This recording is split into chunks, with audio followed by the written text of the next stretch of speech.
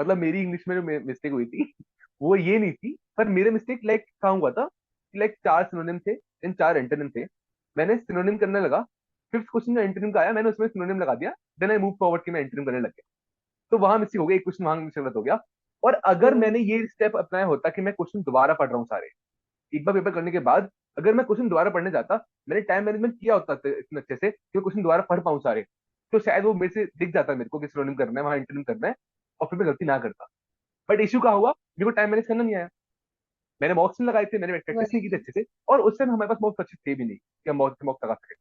But main issue कहाँ आया कि हमें टाइम मैनेजमेंट करना आया ही नहीं, कि कब किस टाइम में मेरे को पेपर खत्म करना है, पहला राउंड खत्म करना है, then किस टाइम में सेकंड राउंड शुरू करना है पूरे पेपर को पढ़ने का। तो वो सब सीखना बहुत जरूरी है, और आई थिंक वो प्रैक्टिस के साथ ही आएगा, इसमें कोई डाउट नहीं है। तो ये बात। Adding on to that, English, मेरा अगर मैं बताऊं कि इंग्लिश मैंने छोड़ दिया, मैंने छोड़ ही दिया था। मैंने अकाउंट्स किया, बीएससी किया, जिसमें मेरे 100% आए दोनों में ही। इंग्लिश को मैंने बस ऐसे सोचा कि हो जाएगा हो जाएगा हो जाएगा। बट वो पेपर आ गया, अगले दिन पेपर है, और मैं लैपटॉप खोल के बैठी हूँ, यूट्यूब की वीडियो सर्च कर रही हूँ कि इंग्लिश सीयूईटी के लिए कहाँ से करूँ। मैंने एक दिन पहले इंग्लिश किया, उसी की इंग्लिश की वजह से, हालांकि इंग्लिश का पेपर ठीक था, नॉर्मल हुआ था, बट क्योंकि मैंने कुछ किया ही नहीं, मॉक्स तो दूर की बात है, मैंने इंग्लिश खोल के ही नहीं लिखा, मैंने इंग्लिश कभी प्रिपेयर, एंटोनिम्स से नॉन, मैंने कुछ प्रिपेयर ही नहीं किया था। और एकदम से अगले दिन पेपर है, मैं तो पूरी रात बैठी हूँ, मैं इंग्लिश कर रही हूँ। तो सबसे बड़ी मिस्टेक मेरी वो थी कि इतने महीने चले गए, जो सब्जेक्ट्स मुझे आते थे ना, अकाउंट्स, इको, बीएससी, मैं श्योर थी, डैम श्योर उनमें, स्टिल मैं वो करती रही, मैं करती रही, मैं कहा नहीं, मैं ऐसे लगा कि ये तीन आने चाहिए, ये तीन मुझे आने ही चाहिए, बट ये नहीं सोचा कि English is also your main subject, तो focus on that, but no, I didn't focus on that, and so here I am with 778 out of 800, जो कि सारा डाउनफॉल मेरा इंग्लिश में ही किया है। तो बेसिकली तो सारे जो भी नोट्स हैं उनको अच्छे से रिवाइज कर लो अगर हैं तो, अदरवाइज जो मैं तो जनरली नोट्स नहीं बनाती थी, तो वही जो भी इम्पोर्टेंट हाईलाइट किया है वो देख लेना।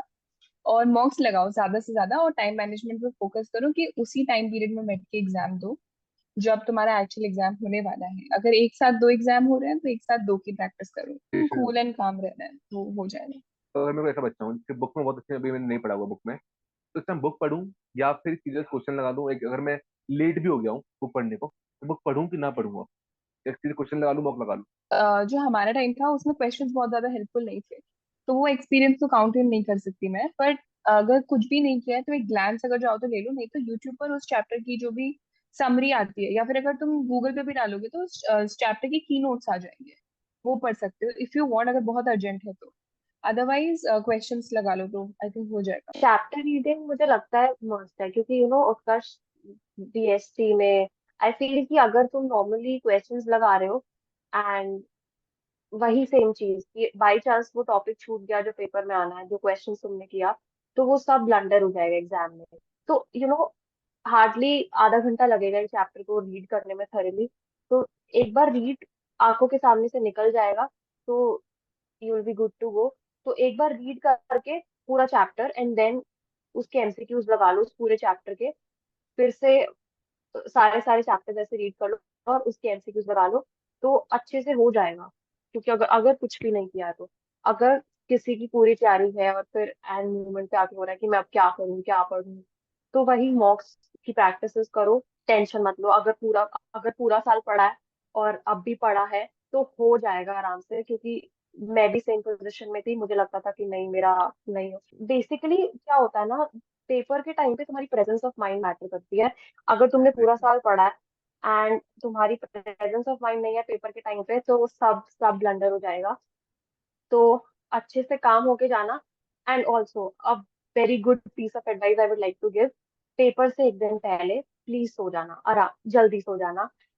आई सीन मेनी पीपल पूरी रात रिवाइज कर रहे हैं, तुमने पूरा साल मेहनत किया है, वो जो एक रात में तुम पढ़ रहे हो लास्ट में, वो तुम्हें कुछ याद भी नहीं होना है, क्योंकि your brain needs to concentrate on something, your brain need to relax, और अगर तुम उसको रिलैक्सेशन नहीं दोगे और सुबह उठ के पेपर करने चले जाओगे, तो हो लिया सब। टिप बता सकता हूँ फॉर आरसीज वगैरह जो केस स्टडीज आने वाली है, बीएसटी और इकोनॉमिक्स वगैरह में, खासकर अकाउंट्स वगैरह में, भाई बस एक चीज मान लेना, पहले जाके क्वेश्चन पढ़ना और फिर केस स्टडी पे जाना।